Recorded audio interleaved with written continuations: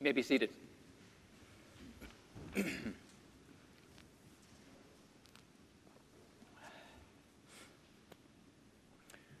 It's the approach of Lent and the preaching series here in particular that's driving home for me that we've nearly completed a trip around the sun since life in Memphis was first interrupted by a novel coronavirus. That's what we called it back then, remember that?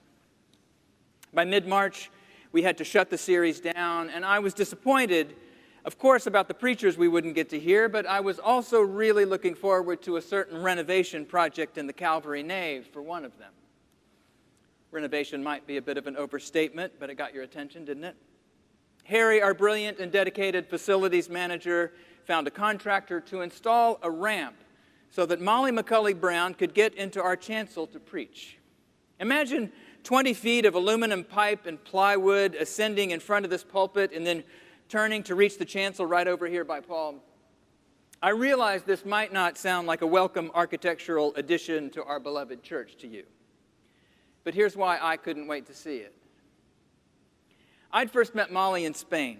She was reading at a gathering of authors at a storied cultural center in Madrid where Lorca and Einstein and Marie Curie once lectured as well. But Molly has cerebral palsy and often needs a wheelchair to get around, which meant she could not ascend the dais for her reading that day. She had to sit in her chair at floor level under a looming lectern. And even if we were all transported instantly to another time and place as she read her astonishing poems about the Virginia State Colony for epileptics and feeble-minded, I vowed to myself that when Molly came to Calvary, she would preach from the chancel like everybody else, and if she wanted to get up here in this pulpit, we'd figure out how to get her here too.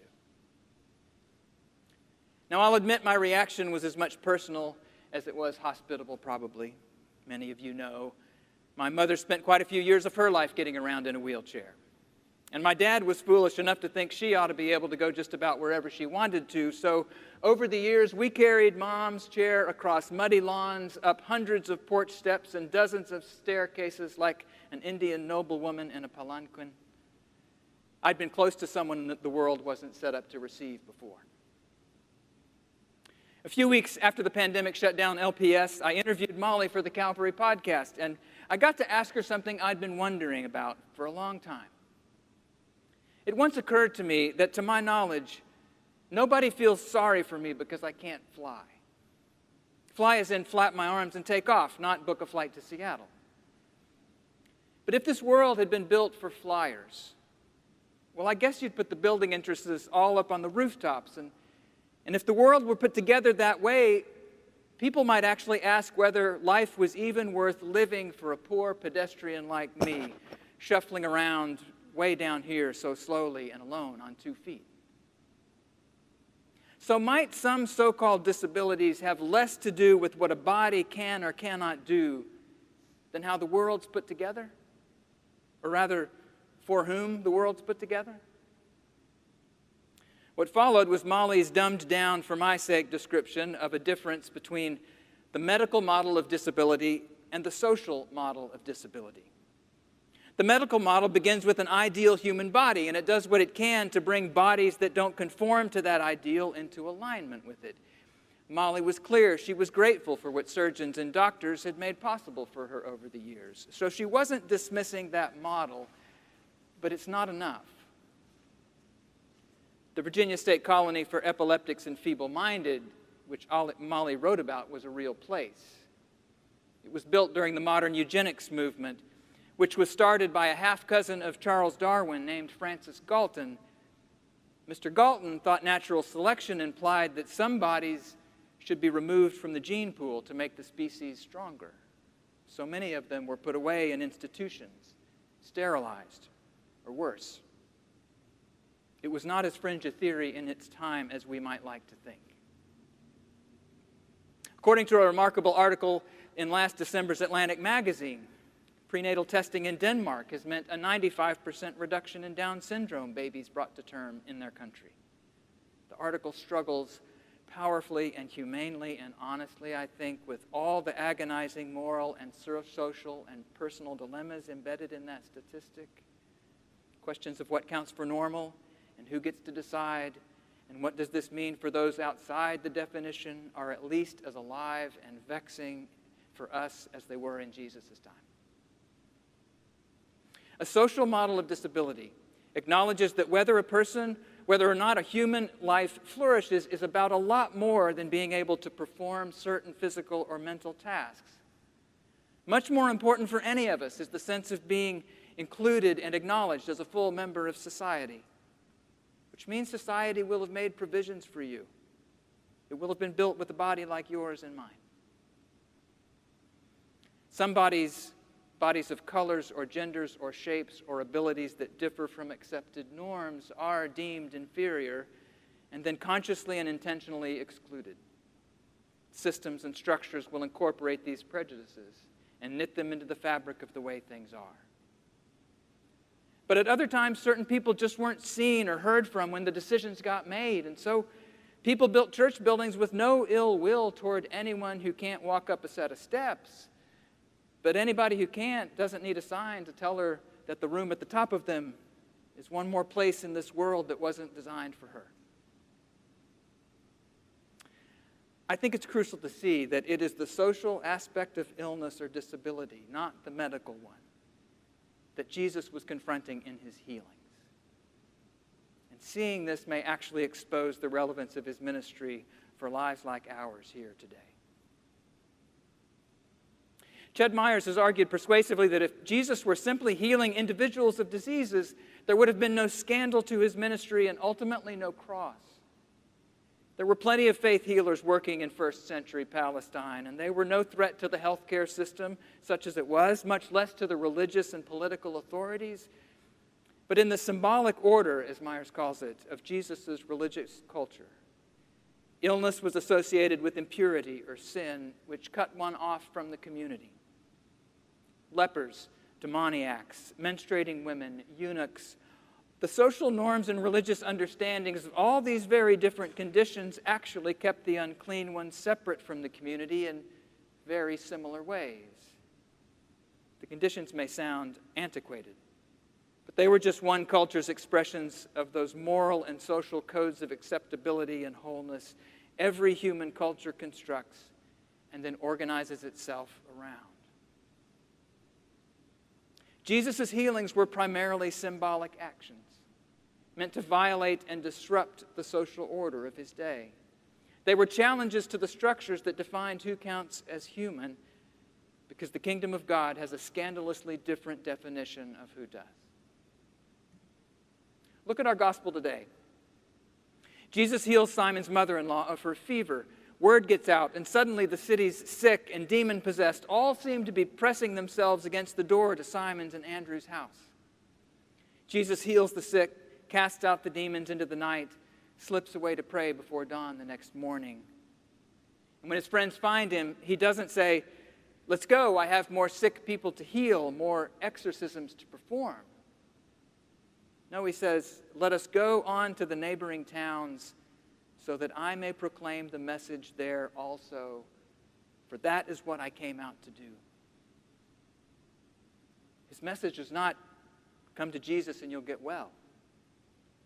His message is that the order of the world is not God's order. And so over and over and over again, he goes to the place or to the person or into the situation where a seam or a barrier in that symbolic order, that social order, the culture, needed to be disrupted so that the reign of God could be seen. Jesus had a clear message to proclaim. And most of what he proclaimed happened symbolically in what he did, by touching the untouchable, speaking to a woman or a foreigner or a tax collector, or pushing a child into the middle of a bunch of adults who were bickering about places of honor and power to shut them awkwardly up. And so the scandal building immediately in Mark 1 was carried in the bodies of all those unclean people, pressing them into Simon's house and following Jesus from this scene off into Capernaum, where they will dig through the roof and lower a damaged friend to him with ropes. That's how radically he was deconstructing the norms that told some people that they mattered, by letting others know clearly they did not. And messing with what tells some people that they matter can get you killed. To frame it more familiarly, he went directly to those places where you and I might say, yes, I know there aren't many of that kind of people here in our church or in our neighborhood or in our club, but they really wouldn't be comfortable here anyway. It's not what they want.